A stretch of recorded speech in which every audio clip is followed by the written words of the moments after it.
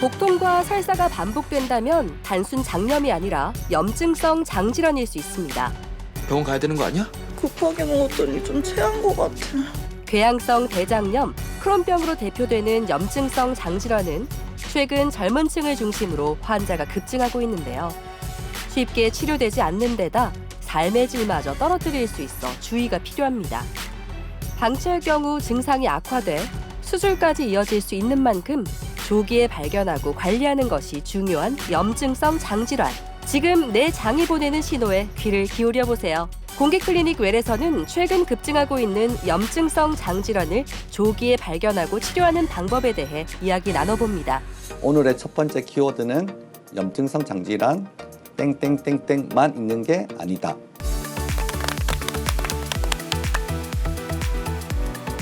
네, 토요일 아침에 좋은 습관 공개클리닉 웰입니다. 요즘 날씨가 점점 더워지고 있잖아요. 많이 더워요. 이럴 때 음식 잘못 먹으면 배 아픈 거 아시죠? 그쵸. 장염으로 정말 고생하기 딱 좋은 날씨입니다. 장염에 걸리면 수분이란 수분이 다 빠져나가서 몸에 힘이 하나도 없거든요. 근데 이런 장염 증상이 평소에도 계속된다면 굉장히 힘들 것 같아요. 네, 이런 거를 염증성 장질환이라고 하는데 오늘 공개클리닉 웰에서 한번 자세히 파헤쳐 보도록 하겠습니다. 도움 말씀 주실 건강주치 소화기 내과 전문의 백동훈 교수님과 함께합니다. 어서 오세요. 반갑습니다. 네, 반갑습니다. 이전 말에 장이 건강해야 몸이 건강하다는 말이 있습니다. 그래서 장이 건강해야지 활기찬 생활을 할 수가 있습니다. 여러분의 장 건강 지킴이 소화기 내과 전문의 백동훈입니다. 반갑습니다. 반갑습니다. 요즘 MZ들 사이에서 이게 맵부심이라는 말이 있는데요. 뭐 매운 라면, 닭발 이런 건 기본이고요. 매운 돈가스에 불냉면에 매운 종류들이 너무 많습니다. 거기다가 뭐 단계까지 있다고 하니까 얼마나 맵겠어요. 근데 이런 자극적인 음식을 즐긴 다음 날에는 꼭 배도 아프고 온몸이 매콤해져가지고 화장실에 들어앉아 있습니다. 다들 공감하시죠? 그런데 이렇게 한 번쯤 겪는 고통도 이렇게 괴로운데 이거를 매일 겪는다면 얼마나 고통스러울까요? 평소 장이 안 좋아 걱정이시라면 오늘 공클 집중해 주시길 바라겠습니다. 매주 토요일 아침 공부심, 공클부심으로 화면 앞에 앉아 계신 우리 시청자 여러분들, 반갑습니다. 제가 사실 장밍아웃 좀 하도록 하겠습니다. 어떤 거죠? 처음으로 공개합니다. 곧 점심시간인데. 대장성이래 과민성 대장을 가지고 있는 사람으로서 여러분 만나기 전에 좀 긴장돼가지고 항상 화장실에 갔다 옵니다. 네네. 그래서 편안해진 상태에서 앉아 있는데 주변에 보면 이제 장질환 가지고 계신 분들 굉장히 많고 특히 뭐 장이 제2의 뇌다 해가지고 굉장히 중요한 장기라고 하는데 그래서 오늘 뭐 이런 염증성 장질환과 다양한 장질환의 모든 것들을 파헤쳐보는 시간 가질 테니까 우리 건강한 장으로 오늘도 파이팅 하자고요. 매운 음식 얘기했잖아요. 맵부심. 네네. 저는 이 얘기만 들어도 맵고 막 배도 아픈 것 같고 화장실 가야 될 것 같고 그렇거든요. 뭐 드세요? 저 잘 못 먹어요. 잠깐 갔다 와도 될까요? 그래서 땀 흘리는 것 같아. 네, 이 염증성 장질환 아직 낯설어서 그런지 용어조차도 좀 생소합니다. 교수님, 어떤 증상을 나타내는 질환인가요?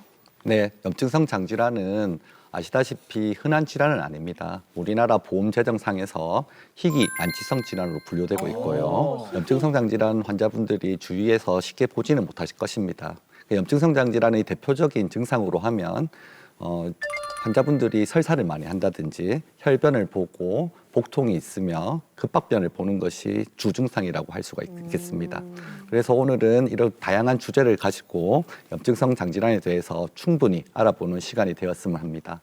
그래서 첫 번째 키워드 염증성 장질환 땡땡땡땡만 있는 것이 아니다. 땡땡땡땡은 무엇일까요? 네 글자네요. 땡땡땡땡. 네 글자. 땡땡땡땡만 있는 건 아니다라는 거는 뭔가 반전이 있다 이런 뜻인 것 같거든요. 그래서 너무 당연하게 생각하는 이것만 보지 말고 그 이면에 뭔가를 봐라 하는 이런 좀 해석이 담겨 있는 것 같은데. 분석은 잘했네요. 그쵸. 오늘 좀 느낌이 좋아요. 이 장질환 하면은 보통 막 배 아프고 설사하고 화장실 가고 이런 것만 생각하잖아요. 네. 근데 그거 말고 다른 게 있다라는 걸 알려주시는 것 같아서 염증성 장질환 설사, 복통만 있는 건 아니다. 다른 뭔가가 있다. 이렇게 아. 한번 저는 생각을 해봤습니다. 되게 자신감 넘치신 네. 것 치고는 너무 당연한 말씀을. 그렇죠. 왜요? 네, 굉장히 평범하네요. 왜요? 네, 기본 중에 기본을 말씀하신 것 같아서 당황스럽네요. 근데 이게 설사가 반복되면 우리 어떻습니까?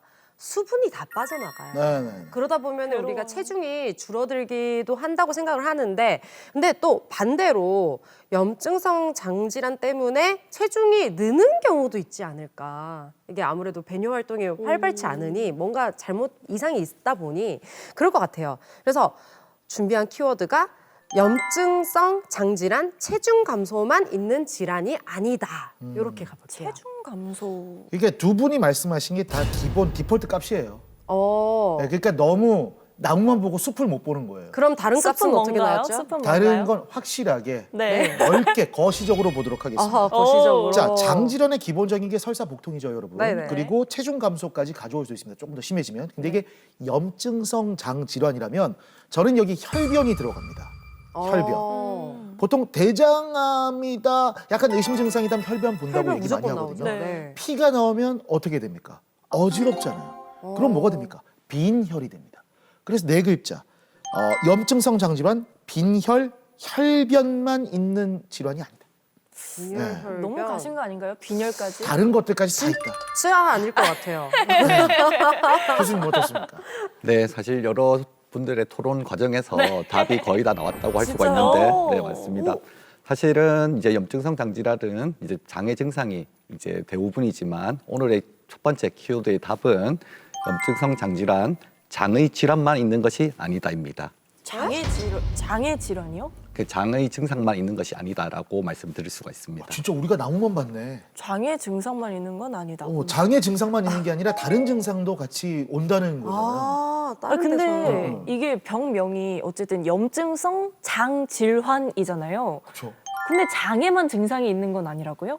네, 보통 대부분의 환자들 90% 정도는 앞서 말씀드린 혈변, 복통, 설사들이 있고 장애 증상을 대부분 호소를 합니다. 네. 하지만 뭐 조금 많지는 않지만 어떤 환자들에서는 장애 질환이 미미해서 진단이 늦게 된다든지 소수의 환자들에서는 장애 증상이 없이 전신 증상으로 나타나는 경우가 있습니다. 피부에 붉은 반점이 생긴다든지 심지어는 피부 괴사가 생길 수가 있고 또한 눈 쪽에서도 눈에 충혈이 많이 생긴다든지 포도막염이라는 염증이 생길 수가 있습니다. 또한 환자분들이 아침에 일어나면 근육이 많이 아프고 관절이 많이 아프다는 것을 많이 호소하는데 큰 관절 위주로 척추, 손목, 발목, 무릎 등도 증상이 있을 수가 있습니다. 이처럼 염증성 장질환은 장애만 국한되어 있는 것이 아니고 전신 질환이다라는 것을 알고 계시는 것이 중요하다고 하겠습니다. 우리가 흔히 겪는 과민성 대장, 지금 뭐 함께하고 계신 분들도 겪는 분들 굉장히 많으실 텐데 네. 이거하고 뭐 이렇게 증상이 좀 비슷하게 나타나지 않나요? 어떻습니까? 네, 맞습니다. 너무 똑똑하셔서 제가 당황스러운데요. 지금 보니까 약간 그런 느낌이 좀 네. 들어가지고 음주도 있고 뭐 엔세이드 막 진통제 같은 걸로도 있고 이러니까. 네, 맞습니다. 사실 증상적인 측면에서만 봤을 때는 우리 염증성 장질환과 과민성 대장염은 거의 흡사하다고 할 수가 있겠습니다. 과민성 대장염은 염증성 장질환과 같이 설사, 복통, 화장실을 많이 찾는 급박변 등이 있는 것은 사실입니다. 하지만 이런 증상들이 배변 후에 호전이 되는 것이 과민성 대장염이고 염증성 장질환 환자들은 대변을 봤음에도 불구하고 증상이 계속 지속되는 것이 첫 번째 차이라고 말씀을 드릴 수가 있습니다. 두 번째로는 과민성 대장염은 조금 장이 예민하다라고 알고 계시면 되고 우리가 실제적으로 대장 내시경이라든지 혈액, 대변 검사, CT, MRI 검사를 해도 병이 없는 것이 과민성 대장염이라고 할 수가 있겠습니다. 과민성 대장염은 장의 형태는 구조는 크게 문제가 없기 때문에 암이라든지 협착이라든지 이런 것이 생기지 않지만 염증성 장질환 환자분들은 이런 구조적에 문제가 생겨서 협착, 천공, 누궁 등이 발생할 수 있는 장기적인 예후가 다르다라는 질병이다라고 말씀을 드릴 수가 있겠습니다. 요즘 또 자극적인 음식, 서구화된 음식, 그리고 맵부심 때문에 굉장히 젊은 층들 사이에서도 염증성 장질환이 많이 생길 것 같은데 정확한 원인은 뭔가요? 네, 사실 우리나라에서도 염증성 장질환은 매우 빠르게 증가되고 있는 것은 사실입니다. 잠시 도표를 보면서 설명을 드리겠습니다. 이전 1990년대와 현재와 비교하면 현재는 이전과 비교했을 때보다 30배 이상이 증가되고 있습니다. 또한 이러한 증가 추세는 지속적으로 증가가 되는 것으로 예측이 되고 있습니다. 또한 증가 추세의 가장 큰 특징이라고 말씀드리고 싶은 거는 젊은 층에서 많이 발생한다는 것이죠. 여러 가지 원인에 의해서 발생되는 것이고 그중에 하나가 음식이 될 수는 있으나 우리가 많은 자극적인 음식이 꼭 염증성 장질환을 유발한다라고 말할 수는 없고 여러 다양한 환경적인 인자, 그다음에 사회 경제학적인 인자, 스트레스라든지 잠을 잘 못 잔다든지 그다음에 유전적인 인자, 여러 다양한 세 가지 큰 축이 문제가 되어서 생긴다라고 말씀을 드릴 수가 있겠습니다. 근데 진짜 죄송한데 저 잠깐 화장실 좀 갔다 올게요. 네. 라고 하면은 갑자기. 지금 깜짝 다들 좀 놀랐어요. 당황하시잖아요. 좀 진지하게 받아들였어요. 네, 갔다 와도 아이고. 되나요? 정말 메소드 연기였어요. 근데 이게 젊은 나이에 예를 들어서 제가 염증성 장질환이라고 가정을 한다면 네. 이런 상황이 실제로 올 수도 있잖아요. 곤란하죠. 네, 생활하기 굉장히 곤란할 것 같아요. 사실 염증성 장질환 환자들이 저한테 제일 많이 말하는 것들이 여행을 간다든지 회사에 취직을 했을 때도 화장실이 어디에 있는지 그걸 제일 먼저 찾는 것이 현실입니다. 그만큼 환자들이 증상에 심하기 때문에 증상이 또 예측할 수 없기 때문에 환자들이 고통을 많이 받는 것이죠. 실제로 도표를 보면 여러 염증성 장질환이 있는 환자와 일반인들과 비교를 했을 때 염증성 장질환 환자들이 결석을 많이 한다든지 결근을 많이 한다든지 또한 학업에 조금 떨어진다든지 생산성이 저하된다든지 이런 여러 다양한 사회 경제학적인 문제도 유발할 수 있는 질환이라고 할 수가 있겠습니다. 이 얘기 들으시면서 지금 화면을 뚫고 느껴지고 있어요. 내 얘긴데? 이러시는 분들이 지금 네. 곳곳에 계시는 것 같거든요. 그렇다면 이 염증성 장질환은 이 진단을 어떻게 내리게 되나요? 매우 좋은 질문이라고 하겠습니다. 염증성 장질환의 진단에 대해서 세 가지로 요약해서 말씀을 드리겠습니다. 먼저 첫 번째로 증상의 기간입니다. 우리가 사실 살면서 모든 사람들이 장염 안 걸려본 사람은 없을 겁니다.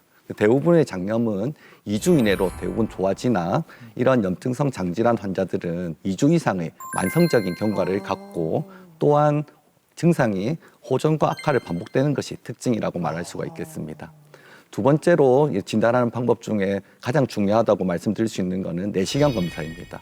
우리가 일반적으로 염증이 있다라고 추측하는 것이 아니고 실제 내시경을 통해서 그 염증을 확인하고 염증이 어느 정도 퍼져 있고 염증의 양상이 어떤지를 확인하는 것이 가장 중요하고 또한 내시경 검사를 통해서 조직 검사를 하고 이런 만성화를 입증할 수 있는 검사가 대장 내시경 검사라고 할 수가 있겠습니다. 마지막으로는 이런 내시경 검사와 함께 CT, MRI 같은 영상학적인 검사와 혈액, 대변 검사와 같은 검사를 함으로써 다른 질환을 배제하고 이런 여러 다양한 염증성 장질환에 대한 합당한 소견이 있으면 염증성 장질환으로 진단을 하게 됩니다. 와, 근데 장염 2주 앓는 것도 힘든데 이게 계속 이어지면 그러니까요. 너무 괴로울 것 같아요. 네. 이게 아까 주제 영상 보니까 염증성 장질환에 두 가지가 있었습니다. 한다미 씨 기억합니까? 어떤 거였죠? 이게 궤양성 대장염이 있고 네. 크론병이 두 가지가 있더라고요. 어. 크론병은 옛날에 그 작곡가 겸 가수 윤종신 씨가 요걸 알았다고 이제 네, 말을 네. 하면서 또 유명해졌던 기억이 또 있거든요. 이게 분류에 어떤 차이가 있습니까? 두 가지가. 네, 사실 염증성 장질환이라고 하면 매우 다양한 질환이 있을 수가 있겠지만 현재 가장 큰 두 부류는 크론병과 궤양성 대장염이라고 말할 수가 있겠습니다. 사실 이 두 질병은 같은 카테고리 안에 묶여져 있지만 질병의 양상이라든지 경과가 매우 다른 것으로 되어 있습니다. 크론병과 궤양성 대장염의 염증의 범위, 염증의 양상, 침범 부위에 따라서 나누어지게 되는데 이제 크론병은 항문부터 이까지 모든 소화관에 침범할 수 있는 병이고 궤양성 대장염은 질병명에 나와 있듯이 대장에 국한된 염증을 가지고 있는 것이 특징이라고 할 수가 있겠습니다. 또한 염증 발생 위치에 따라서 틀린데 크론병은 염증이 띄엄띄엄 생기는 것이 특징이고 궤양성 대장염은 항문부터 이제 위에 오른쪽 대장까지 쭉 연속해서 생기는 것이 특징이라고 할 수가 있습니다. 또한 염증의 양상도 조금 틀린데 크론병은 궤양이 매우 깊게 생기는 질환이고 궤양성 대장염은 점막 하층까지만 염증이 있어서 염증이 크론병에 비해서 좀 낮게 생긴다라고 말씀드릴 수가 있겠습니다. 그로 인해서 증상도 차이가 나는데 궤양성 대장염은 주로 얕은 염증이기 때문에 대변의 혈변, 설사를 위주로 이제 증상이 나타나고 크론병은 국한된 부위에 아주 깊게 염증이 생기기 때문에 복통, 체중 감소가 주증상이 될 수가 있습니다. 하지만 두 질환의 공통적인 치료 목표는 점막을 치유한다는 것이기 때문에 두 질환의 양상만 다를 뿐이지 치료 원칙은 똑같다고 말씀을 드릴 수가 있겠습니다. 네, 화장실을 자주 가야 하고 또 혈변까지 보는 궤양성 대장염, 이 질환을 앓고 계신 분 저희가 만나봤습니다. 화면으로 함께 보고 오시죠.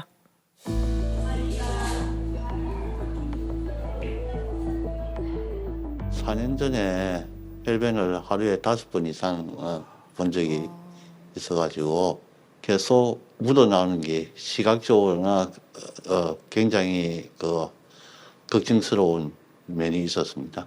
혈변을 보면서 대장암일 수 있겠다는 걱정이 생겼습니다. 다행히 암이 아니어서 괜찮았습니다.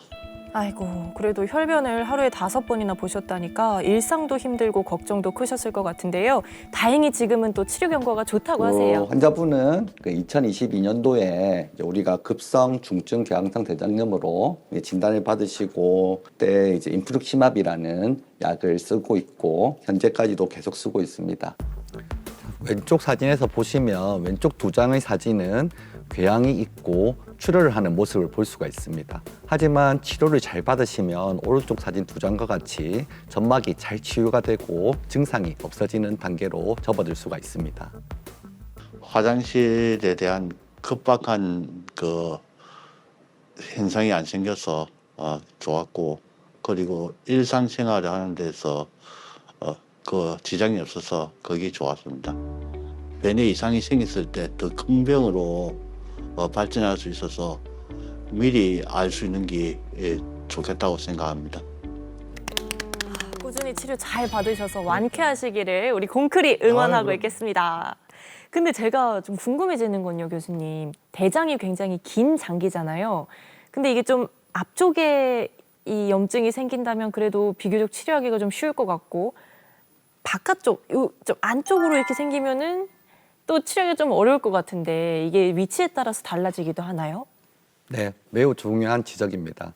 우리가 보통 일반적인 사람의 대장 길이는 1.5m 정도로 되어 있습니다. 그래서 이런 매우 긴 장에서 생기는 질환이기 때문에 궤양성 대장염은 장의 침범 부위에 따라서 3가지로 나누옵니다. 먼저 직장에만 국한되어 있는 궤양성 직장염으로 첫 번째 분류를 할 수 있고, 두 번째로는 왼쪽 대장까지 침범을 하는 좌측 대장염, 마지막으로는 전체 대장에 있는 광범위 대장염으로 분류를 할 수가 있겠습니다. 우리가 이렇게 궤양성 대장염을 3가지로 나누는 이유 중에 가장 큰 이유는 치료 방법이 다르다는 것이죠. 그래서 궤양성 직장염을 같은 경우에는 국소 치료로 치료가 가능한데, 이제 직장을 넘어서면 알약과 국소 치료를 같이 병합해서 치료를 해야 되는 것에 차이가 있습니다. 또한 질병의 감시 단계가 다른 것인데, 직장염에만 국한되어 있는 경우에는 대장 내시경을 일반인과 같이 하시면 되나, 좌측 대장염이라든지 광범위 대장염이 있는 경우에는 대장 내시경을 조금 자주 해야 되는 차이가 있습니다. 그럼 혹시 이 염증성 장 질환이 대장암으로 이어지지는 않나요? 안타깝게도 염증성 장질환 환자분들은 대장암의 위험이 조금 올라간다고 되어 있습니다. 하지만 일반적인 환자들이 전부 다 대장암이 많이 증가된다라고 말씀을 드릴 수는 없고, 대장염의 기간이 매우 길다든지 앞서 말씀드린 대로 범위가 매우 높다든지 몸발성 경화성 당관염이라고 해서 장애 증상이 있는 경우에는 이렇게 대장암이 이렇게 빨리 잘 발견되는 것으로 알려져 있습니다. 그래서 우리가 대장암이 조금 일반인보다 조금 높기 때문에 치료를 적극적으로 잘하는 것도 매우 중요하겠지만 관리를 잘하는 것도 매우 중요하고, 그 관리 중에 한계가 여러 주치의 선생님들과 상의를 해서 검사를 정기적으로 잘 받는 것이 대장암을 예방하는 방법이다라고 말씀을 드릴 수가 있겠습니다.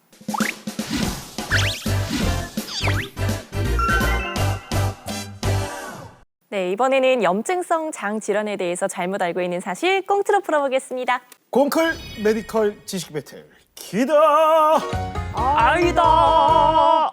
시간이 돌아왔습니다. 오늘 장질환에 대한 이야기라 가지고 우리 시청자 여러분들 귀 쫑긋 세우고 함께 또 풀어보면 재미있을 거예요. 네. 오늘의 첫 번째 이야기, 부녀가 화장실 앞에서 대치 중입니다.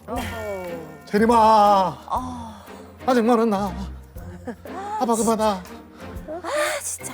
그 안방 화장실 쓰면 되잖아. 누가 엄마 샤워하고 있다. 진짜. 아빠 진짜. 내 돈으로 꼭 성공해야 된다. 좀 기다리라. 니는 평소에 변비도 있는 아가 그렇게 오래 앉아 있으면 안 좋다. 빨리 나온나 빨리. 진짜. 도움이 안 돼. 아니 아빠, 내 내일 그 대변 검사 있어서 지금부터 노력해야 된다. 좀 비키봐. 나중에 애도 깼다.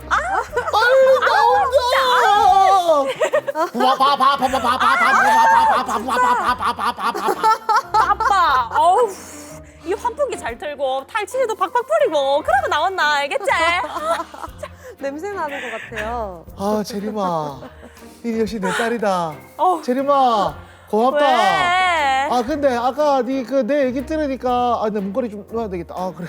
문 좀 닫아라. 그 있잖아. 뭐? 네 대변 검사 왜 하는데, 재림아? 우리 딸 왜? 그거를? 진짜 아빠가 염증성 장질환이다, 아이가. 내도 혹시나 해가 그 대변 검사부터 해보려고 아침마다 아빠 그래 고생하는 거 보니까 내가 걱정이 돼가.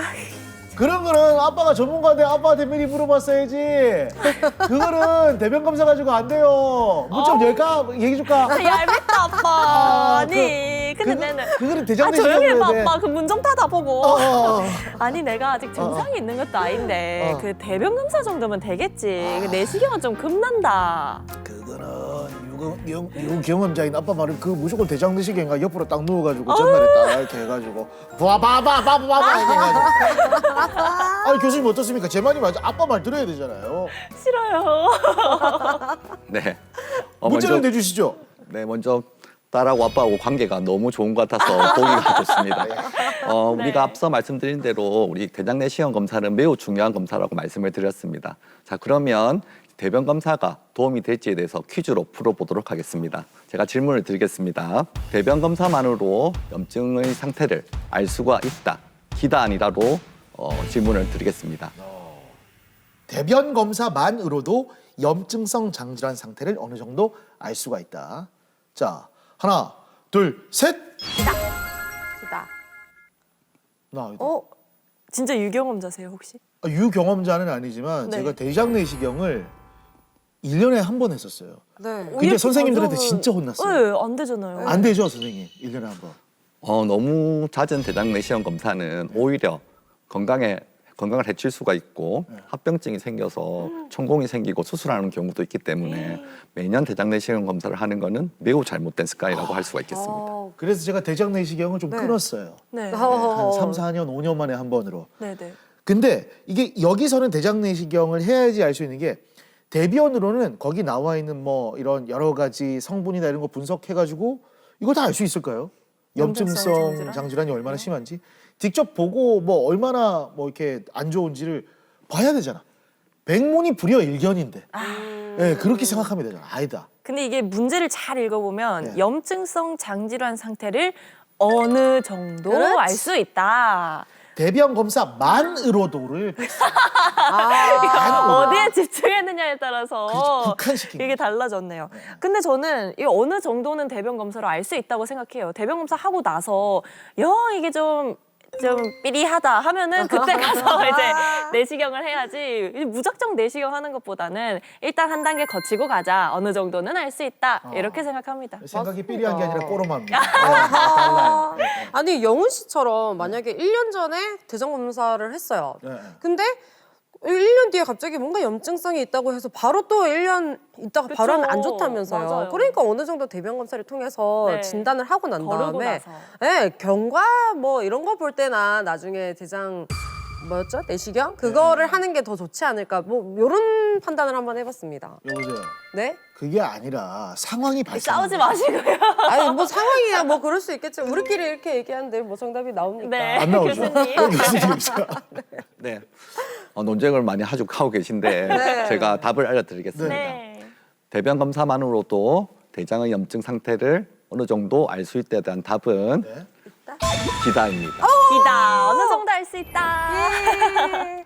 역시 사실 대장 내시경 검사가 가장 좋은 검사라고 할 수가 있겠습니다. 하지만 아까 잠시 말씀드렸듯이 네. 대장 내시경을 하려면 관장하는 경우도 있고 대장 전처치를 약을 매우 많이 드셔야 되는 그런 불편한 점이 있습니다. 그래서 최근 들어서는 대변의 칼프로텍틴이라는 수치를 재서 대장의 염증 상태를 보는 검사가 매우 많이 시행이 되고 있습니다.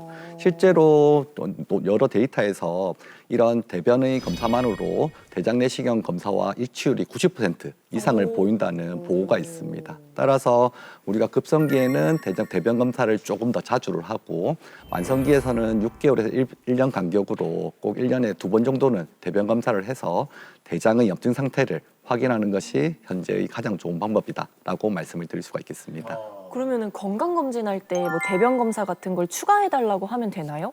우리가 일반적으로 건강검진에서 시행하는 대변 검사는 대장암을 찾기 위한 검사이지 네. 대변의 염증을 알기 위한 검사는 아닙니다. 그래서 일반적으로 국민들이 이제 하시는 대변 검사는 자멸 검사라고 해서 자멸을 보는, 즉 대변의 피를 보는 검사이지 이런 칼프로텍틴이라는 염증 수치를 보는 검사가 아니기 때문에 그 혼돈은 하시면 안 될 것 같습니다. 대장 내시경 얘기가 나와서 하는 말인데 정말 우리 시청자 여러분들 궁금하시고 저희도 궁금하고 다 궁금한 게 요즘 물약 말고 알약이 나왔습니다. 맞아. 둘 중에 뭐가 좀 괜찮습니까? 네, 좋은 질문 감사합니다. 네. 사실 알약과 물약의 차이는 크게 없는 것으로 되어 있습니다. 하지만 환자분들이 가장 크게 느끼는 거는 비용과 이제 편의성인데 사실 알약이 물약에 비해서 한 3배 정도 비싼 것으로 되어 있고 그다음에 편의성 측면에서는 알약을 먹는 것이 더 좋다고 되어 있습니다. 하지만 효과적인 측면을 봤을 때는 크게 문제가 없다고 되어 있고 하나 더 말씀드리고 싶은 거는 우리 물약이라는 거는 이전부터 많이 사용되는 약제이기 때문에 안전성은 물약이 더욱더 안전하다라고 말씀을 드릴 수가 있겠습니다. 근데 너무 괴로울 것 같아요. 너무 괴로워하더라고요. 괴로울 진짜 것 힘들어. 같아요. 예. 오늘도 하고 계신 분들 계세요. 지금 동시간 파이팅. 파이팅. 예. 공클 메디컬 지식 배틀 기다 함께하고 계십니다. 또 채림 씨하고 앞서 다미 나가고 씨가 있습니다. 네. 역전이 무엇인지 보여드리겠습니다. 오늘의 두 번째 얘기 부부 간의 대화네요. 여보, 아까 거실 화장실 썼다면서요? 나 잘 썼지. 그 쓰고 탈취제 뿌렸지? 탈취제? 내 뿌리라 했는데. 아이고 막 엄마나 딸이나 뭐 탈취제 뿌리고 내가 환기도 다 했고 막 그랬어. 내가 다 했어 내가 막. 잘했고. 그러면 그 소독, 알코올 소독 그것도 했나 모르겠네. 소독까지. 됐어요. 그거는 내가 한 게 썩이 편해요. 잠깐만. 내가 무슨 전염병 환자 역병이요. 내가 뭐 역병 환자도 아니고 무슨 소독까지 하노. 내가 진짜 와 너무하네 진짜. 당신 염증성 장질환이잖아요. 그래서 혹시나 이렇게 같이 쓰다 보면은 또 이렇게 옮거나 뭐 살짝 뭐 튀거나 이러면 좀 찝찝하니까 그래가지고 아이고. 소독하고 이러는 거지. 이보세요 한담순 씨. 그 말이죠 헬리코박터 이런 거는 같이 국을 떠먹고 이래가지고 전염이 될 수 있지만 염증성 장질환은 내가 뭐 당신 엉덩이 맞대고 있나? 말도 안 되는 소리 하고 있네 진짜. 아이고 또 같이 쓰다 보면 또 모르는 거니까 당신 장에 이렇게 또 세균이랑 뭐 염증이 득실득실할 거 아니에요? 그러면은 이 비누로 그게 같이 넣으면서 막 이게 물 내릴 때 막 사방에 막 아이고 속이 안 좋아보라 미스까보라 안 되겠다 이거 조금만 더 소독해야 될 것 같아요. 내가 그래 더럽나? 예. 그러면서 내랑 같은 한방을 어떻게 씁니까 한담순 씨? 그러고 보니까 그러네. 그러면 오늘부터 당신은 거실에서 자고 나는 안방에서 자면 되겠다, 그지요? 당신 계속 그러면 그래 월요일 날 법조타운 가자 안 되겠다. 그럴까요? 그러면 이참에 이렇게 쉽게 아니 도전. 근데 이거 네. 진짜 가족 간에 다툼이 심합니다 이거. 서운하겠다. 교수님 이거 궁금합니다. 네. 사실 뭐 가족이라고 하면 이제 같은 공간에서 같은 음식과 같은 생활 패턴 그리고 같은 도구를 쓰는 것이 당연하다고 생각을 하고 있습니다. 그러면 이제 염증성 장질환에서 어떤지 제가 질문을 드리면서 이 논쟁을 조금 해결해 보도록 하겠습니다. 자, 염증성 장질환은 가족끼리 전염되거나 그다음에 발생할 확률이 높다에 대해서 질문을 드리겠습니다.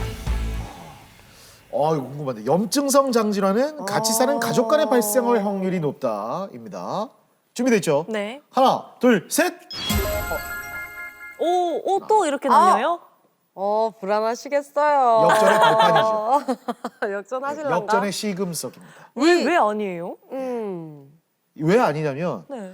염증이잖아요. 네. 염증은 전염이 안 됩니다. 아, 그쵸. 예.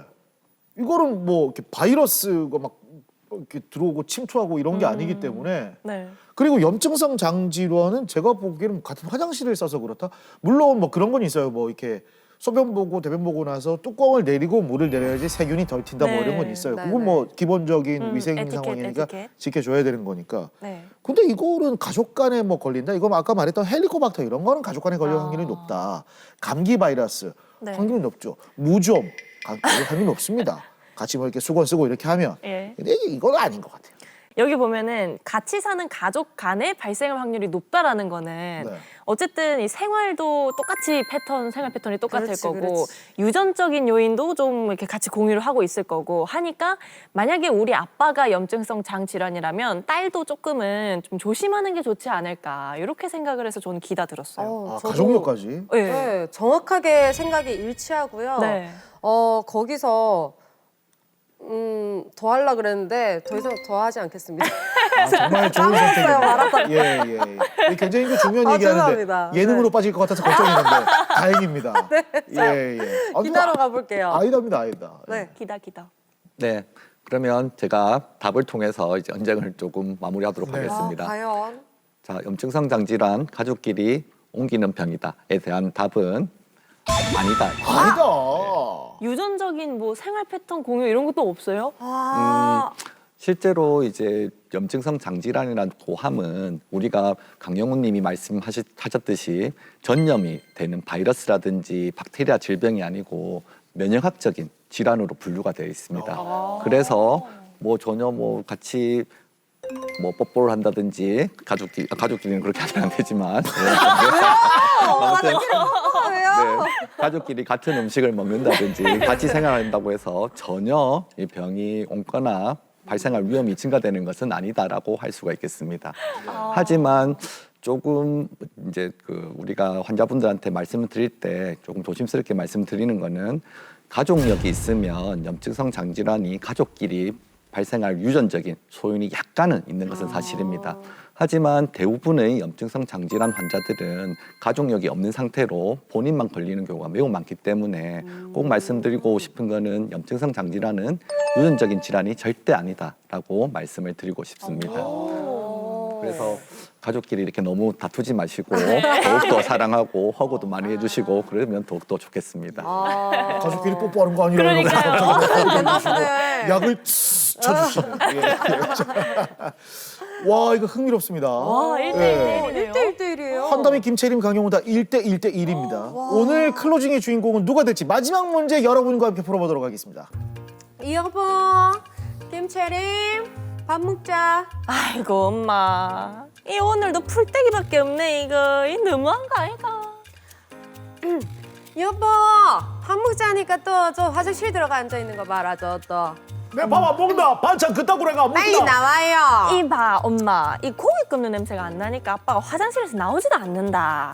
아빠의 탄식 투쟁이 시작됐다. 내도 안 몰란다. 단식 투쟁. 아이고야, 둘 다 배부른갑다. 그래서 김채림, 니 밥 안 먹나? 아니 엄마 내는 한참 클 나이다. 이 고기 단백질 이런 게 필요한데 이 풀떼기만 잔뜩 갖다 놓으면 내 뭐 어쩌라는 기고 내 건강을 위해서 밖에 가서 뭐 해야겠다. 지금 집에서 못 먹는다. 아이고야, 누구 딸 아니랄까봐 저 또 풀떼기 그리면서 고기 타령하는 거 봐라. 너그 아빠 그러다가 지금 염증성 장질환 걸려가지고 저런다 아이가.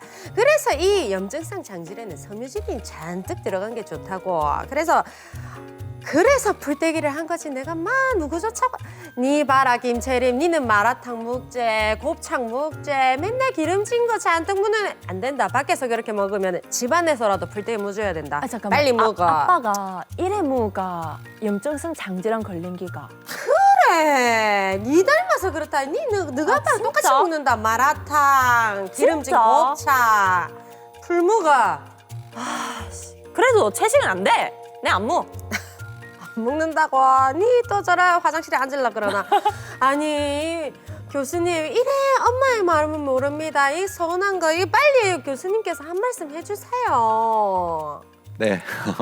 사실 뭐 음식을 조리하는 입장에서는 매우 힘들게 준비를 했는데 먹는 사람들이 불평 분발을 하면 네. 사실 서운한 게 당연하다고 생각합니다. 서운하다. 그죠? 염증성 장질환 환자에서 채식은 도움이 된다. 준비됐죠? 채식이라는 게 100% 채식인가요? 그렇죠. 보통 이제 말씀하시기 채식 위주의 식단인 거죠. 아, 채식 채식 위주의 위주의 식단. 식단. 자, 준비됐죠? 하나, 둘, 셋. 식이섬유 먹어야 됩니다. 도움이 된다면 기다. 기다. 안 된다면 아이다죠. 나 도움이 안 될 것 같은데. 그래요? 다미 씨는? 이게 뭐 약도 중요하지만 평소에 이렇게 먹어주는 것도 굉장히 중요하다고 생각이 들거든요. 그렇죠. 물도 많이 먹어주고 이런 식이섬유, 풀 많이 먹어줘야 됩니다. 그래서 이렇게 장이 좀 활발하게 운동할 수 있게 숨쉬는 구멍을 준다고 저는 생각을 하거든요. 너무 고기만 먹는 거 안 좋습니다. 네. 엄마의 마음을 알아주세요. 제가 또 식품 영양학과지 않습니까? 아, 그렇죠, 그렇죠, 네, 그렇죠. 곧 석사거든요. 그래서 네, 제가 이 식품 그래요? 영양학과를 열심히 공부한 학생으로서 뭐든지 균형 잡힌 식습관이 좋지 채식 위주, 육식 위주, 이 위주 좋지 않습니다. 무조건 골고루 드십시오. 아, 또 저렇게 얘기하는 식품 영양학과에서 너무 좀 얘기하니까 도루묵술하게 얘기하는 것 같아요. 좀 더 그렇게 구체화 되네. 시켜주세요, 선배님. 아니, 제 생각에는 네. 채식이 들어가잖아요. 네. 근데 이게 채식 위주로 하면 제가 채식 식단을 좀 많이 하거든요. 네네. 근데 오후 되면 가스가 생겨요. 이런 부작용들이 좀 찾아보니까 그런 부작용들이 있더라고요. 그래서 영훈이 오빠만 그런 거 아니에요? 저만 그런가요? 혹시 그냥 정말 술 드시는 평소에도 거 원래 아니죠? 가스가 많은데. 한번 배출해줘요. 그래서 이게 염증성 장질환 환자한테는 이게 채식 위주의 식단이 여러 가지 좀 폐해가 있을 것 같다는 생각이 네. 들어요. 그래서 의사 선생님이 짜주는 그 식단이 있을 것 같아요. 네, 무조건 개인별로. 우리가 네. 뭐 장이 좋으려면 채식해야 된다 이렇게 얘기는 하지만 그거하고 조금 다를 것 같다는 맞습니다, 생각이 맞습니다. 그래요? 네, 듭니다.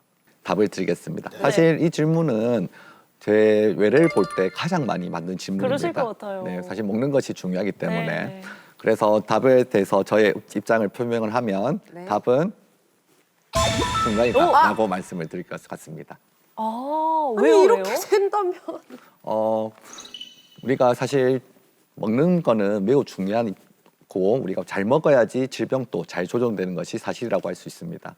하지만 염증성 장질환 단계가 크게 두 단계가 있는데 염증이 활성화되어 있는 활성화 단계와 염증이 거의 잘 조절되고 있는 관해 상태가 있습니다. 그래서 우리가 활성화 단계에서 채식 위주의 식단을 한 경우에 채식은 섬유질이 많이 포함되어 있는데 그 섬유질 자체가 장을 자극하고 장에 염증을 유발할 수가 있어서 급성기 때는 채식 위주의 식단이 안 좋은 것으로 되어 있습니다. 그래서 급성기 때는 채식 위주의 식단을 줄이고 뭐 소화가 잘 되는 쌀 위주의 식단, 밀가루도 그래 좋지가 않거든요. 쌀 위주의 식단이라든지 우리가 소화가 잘 되는 죽 형태로 드시는 것이 좋고 그다음에 치료를 잘 받고 그래서 내가 증상이 전혀 없고 검사에서도 관해 상태에 들어있다. 이렇게 한 경우에서는 우리 아나운서 선생님께서 말씀하셨던 균형 잡힌 식사를 하셔야 되고 그때는 채소도 내가 증상이 없으면 많이 드시는 것도 크게 문제가 없다라고 말씀을 드릴 수가 있겠습니다. 선배님 말씀처럼 개인별로 단계에 따라서 좀 나뉘는 것 같은데요? 그러네요, 후배님. 네. 느낌이 있습니다. 예. 근데 저희 큰일 났네요. 자, 이렇게 이게 되면서 다 동점이에요. 아니 오늘 뭐 정말 그 좋은 가르침을 받긴 했는데 네. 지금 이제 1대1, 2대2대입니다. 네, 그렇네요. 맞습니다. 오늘의 클로징의 주인공. 사실 시청자 여러분들께 맡기고 싶지만 지금 직접 만날 수 없기 때문에 네. 시청자 여러분 대표해서 우리 백동원 교수께서 오늘의 클로징의 주인공 MVP를 뽑도록 하겠습니다. 과연? 선택해 주시죠. 네, 오늘 선택의 주인공은 클로징의 주인공은 강영훈님으로 하겠습니다. 이유는 가장 말을 잘 하셨고 연기도 가장 이제 액티브하게 해주셔서 그렇게 제가 선정을 하도록 하겠습니다. 여러분의 엔딩 요정이에요.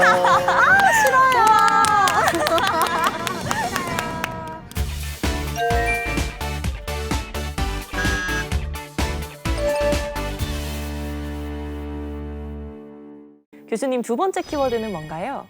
네, 오늘의 두 번째 키워드를 말씀을 드리겠습니다. 염증성 장질환의 치료, 점막 치유가 최종 목표이다입니다. 보통 우리가 증상만 잦아들면은 이렇게 병원을 안 가게 되는데 그게 아니라 이게 점막 치유까지 확인을 해야 된다고 말씀하시는 것 같은데요. 이게 왜 중요하죠? 네, 예전에는 사실 환자의 증상이 좋아지면 염증성 장질환을 잘 치료했다라고 하는 시대가 있었습니다. 네네. 하지만 이런 증상만 호전이 되고 그다음에 환자를 쭉 경과를 보니까 환자의 입원율이라든지 수술률, 종양 발생률이 크게 차이가 없다는 데이터를 봤습니다. 그래서 환자의 증상만 호전이 되면 결국에는 염증성 장질환의 경과를 바꿀 수가 없다라는 결론을 내리게 된 것이죠. 그래서 현재의 치료 목표는 내시경이라든지 CT, MRI 영상학적인 검사를 통해서 점막에 실제로 염증이 있나 없나를 확인하는 것이 현재의 치료 목표로 하겠습니다. 이렇게 점막이 치유가 되었을 경우에는 입원율, 그다음에 수술률, 그다음에 스테로이드가 사실 몸에 좋지는 않은데 그런 스테로이드 사용률도 다 줄일 수가 있어서 매우 양호한 경과를 이룰 수 있고 환자의 삶의 질도 잘 유지될 수 있다는 데이터가 많이 있어서 현재 치료 목표는 점막 치유다라고 말씀드릴 수가 있겠습니다. 이게 그럼 점막 치유가 되지 않고 염증이 계속해서 살아있단 말이죠. 그러면 좀 심각해질 것 같은데요. 네, 맞습니다.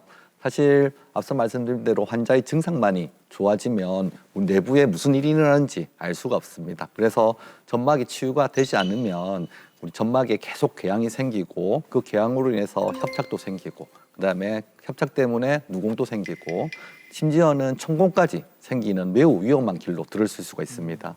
그래서 우리 현재의 염증성 장질환 치료의 목표는 환자의 증상만을 호전시키는 것이 아니고 실제로 내시경이라든지 CT, MRI를 통해서 영상학적인 검사를 해서 그 점막이 잘 치유가 됐는지 확인하는 것이 매우 중요하다고 하겠고 이런 점막 치유를 통해서 장의 합병증을 막을 뿐만 아니고 환자의 입원율이라든지 수술률 그리고 종양 발생도 막을 수가 있기 때문에 현재의 치료 목표는 점막 치유다라고 말씀드릴 수가 있겠습니다.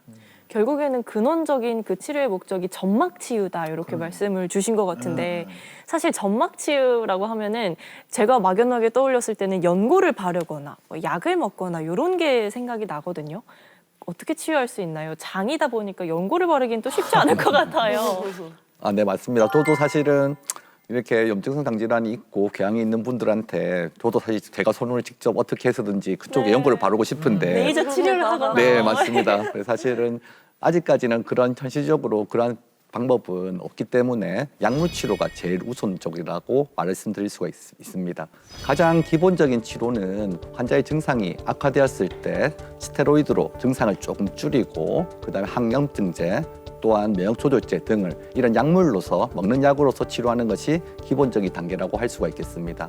이런 기본적인 단계에서 환자들은 30에서 50%, 한 절반이 치료가 되는 것으로 알려져 있고 관액이 들었음에도 불구하고 재발을 하는 환자들이 있습니다. 그런 환자들한테는 특정한 물질에 대해서 타겟팅을 하는 치료를 하게 됩니다. 그중에서 현재까지 나와 있는 치료제는 정맥주사 또는 피하주사로 하는 주사제 치료가 있고 그다음에 먹는 알약 형태의 경구치료제가 있습니다. 처음 진단 당시부터 궤양이 깊다든지 범위가 너무 넓다든지 이런 고위험 환자군에서는 빠른 호흡 치료가 필요한 것으로 되어 있습니다. 네, 염증성 장 질환은 만성 질환으로 꾸준한 치료가 필요하다는 이야기 계속해서 드리고 있는데요. 이번에 만나볼 분은 10년 넘게 크론병으로 고생하고 계신 분입니다. 어떤 사연인지 화면으로 함께 만나보시죠.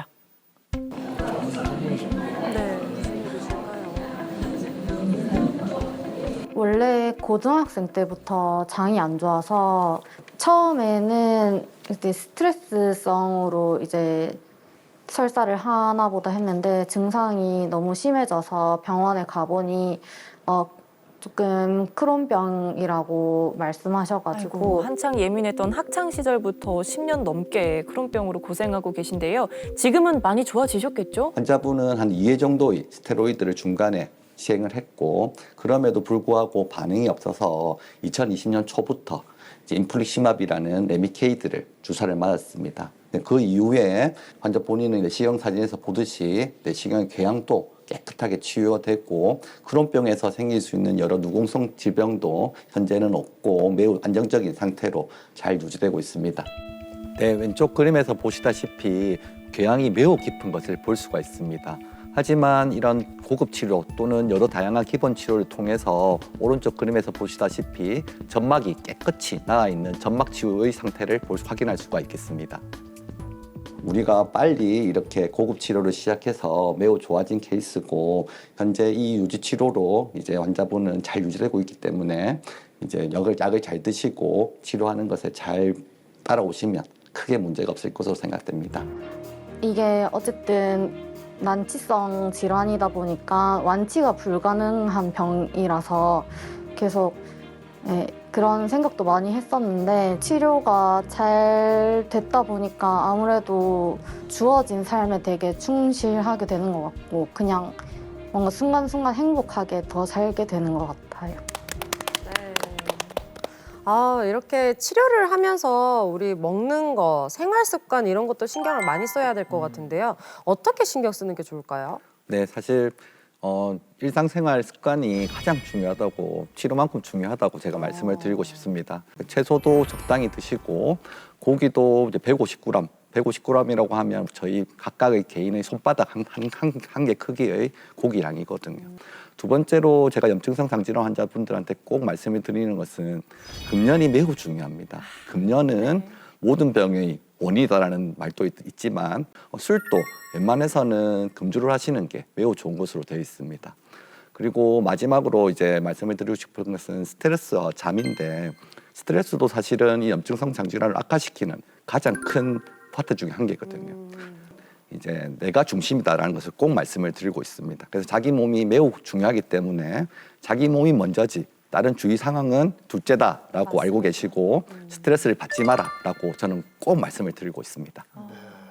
근데 뉴스 보니까 임신 중에 엄마의 장 건강이 태아한테 유전될 수 있다는 보도도 있고 이게 평소에 이게 장 관리를 어떻게 해야 될까요? 뭐 유산균 같은 거 저는 뭐 통장에 500억은 없어도 500억 마리는 먹거든요. 유산균. 예. 네, 아주 사실 뭐 일상적으로 많이 받는 질문 중에 한 개인데 먼저 임신 관련에 대해서 잠시 말씀드리면 우리 염증성 장질환 환자들은 임신, 출산, 육아에 대해서 전혀 스트레스 받을 필요가 없습니다. 그래서 혹시 뭐 다른 분들은 이 병이 내 아이한테 유전적으로 이렇게 가지 않을까라는 걱정을 하지만 제가 앞서 말씀드린 대로 이런 염증성 장질환은 절대로 유전적 질환이 아니다라고 먼저 말씀을 드리고 싶고 그다음에 임신에 대해서 나의 장 건강이 태아한테 갈까 봐 걱정을 많이 하시는데 장의 점막이 치유가 되고 내 질병이 관해인 상태에서 하시면 우리 태아한테는 전혀 문제없이 건강하게 출산을 할 수 있다고 제가 먼저 말씀을 드리고 싶고 두 번째로 이제 유산균에 대해서 잠시 말씀을 드리면 사실 유산균은 현재도 너무 많이 드시고 계시고 강영훈님도 많이 드시고 계시지만 사실 유산균이 염증성 장질환에 도움된다는 데이터는 아직까지 아쉽게도 없습니다. 그래서 하지만 저는 개인적으로 유산균을 먹으면 이제 증상이 좋아진다는 환자들이 꽤 있거든요. 그래서 그런 환자들한테는 유산균을 드시라고 적극적으로 추천을 드리고 있고 저는 개인적으로 안 먹고 있는데 저는 유산균을 먹으면 배가 아프더라고요. 그래서 유산균은 각각의 개인 차이가 있기 때문에 개인 차이에 따라서 드시는 것을 결정하면 된다. 하지만 유산균을 먹어서 염증성 장질환을 막을 수 있거나 호전시킬 수는 없다라고 말씀을 드리고 싶습니다.